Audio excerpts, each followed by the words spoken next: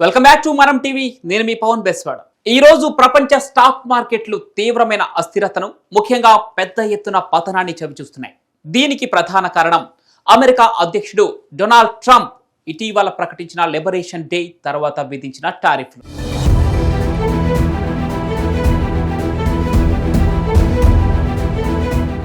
April 2, 2025న Trump liberation day ప్రకటించి అమెరికాకు దిగుమతి అయ్యే దాదాపు అన్ని వస్తువులపై 10% నుంచి 50% వరకు టారిఫ్లు విధించాడు.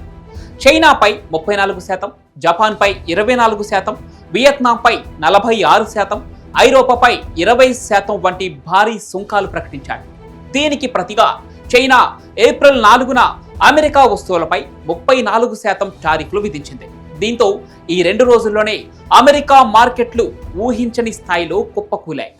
డౌ జోన్స్ 9.48%, S&P 500 10%, నాస్డాక్ 11% పడిపోయాయి. 2 రోజుల్లో S&P 500 సుమారు $5 ట్రిలియన్ విలువను కోల్పోయింది.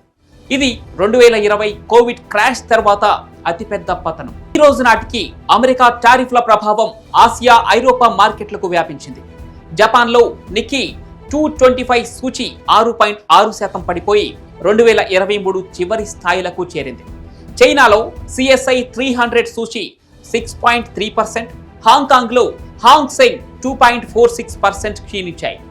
భారతదేశంలో సెన్సెక్స్ 3000 పాయింట్లు అంటే సుమారు 4% పడిపోయినట్లు చెప్తున్నారు. దక్షిణ కొరియా, తైవాన్, వియత్నాం వంటి ఆసియా మార్కెట్లు కూడా 5 నుంచి 10% మధ్య పతనం చవిచూశాయి.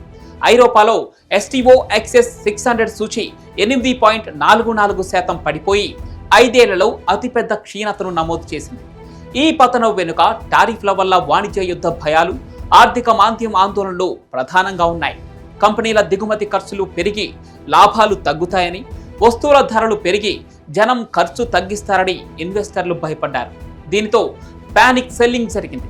అమెరికా ఫెడరల్ రిజర్వ్ రేట్ కట్లను వేగవంతం చేయవచ్చని కొందరు ఊహిస్తున్నారు. కానీ ఫెడ్ చైర్ జెరోమ్ పావెల్ ఇంకా వేచి చూద్దామనే వైఖరిలో ఉన్నారు. ప్రపంచవ్యాప్తంగా ఆయిల్ ధరలు కూడా 7% పడిపోయి బ్రెంట్ క్రూడ్ $65.58, అమెరికా క్రూడ్ $61.99 చేరుకున్నాయి. ఇది 2021 తర్వాత అతి తక్కువ.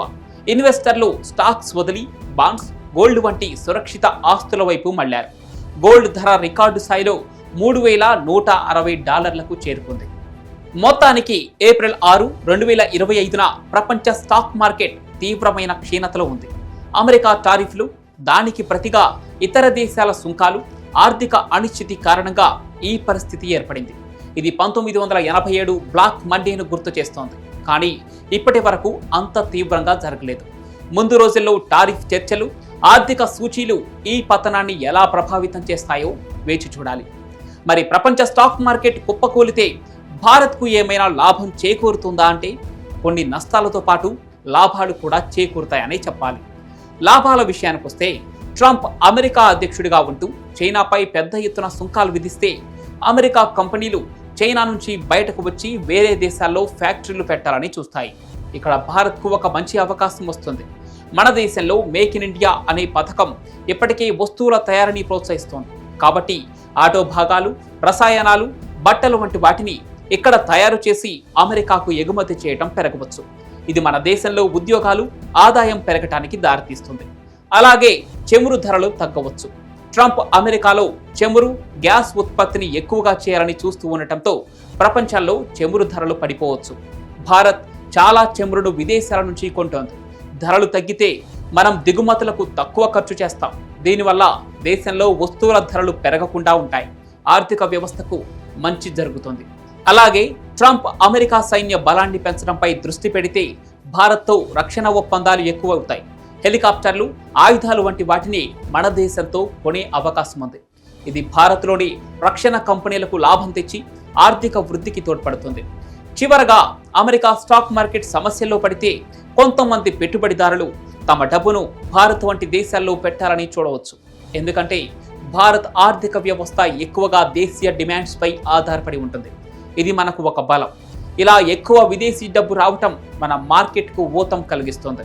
ఇక నష్టాల విషయానికి వస్తే అమెరికా స్టాక్ మార్కెట్ కుప్పకూలితే ప్రపంచమంతా ఆర్థికంగా కుదేలవుతుంది. భారత్లోని సెన్సెక్స్ నిఫ్టీ వంటి మార్కెట్లు కూడా దెబ్బతింటాయి. విదేశీ పెట్టుబడిదారులు తమ డబ్బును భారత్ నుంచి తీసివేస్తే మన స్టాక్ మార్కెట్ ఒక్కసారిగా కుప్పకూలిపోవచ్చు. ఇంకో పెద్ద నష్టం ఏమిటంటే ఎగుమతులు తగ్గటం. అమెరికా భారత్కు ఒక పెద్ద కొనుగోలుదారు. 2024లో మనం అమెరికాకు దాదాపు $77 బిలియన్ వస్తువులను ఎగుమతి చేశాం.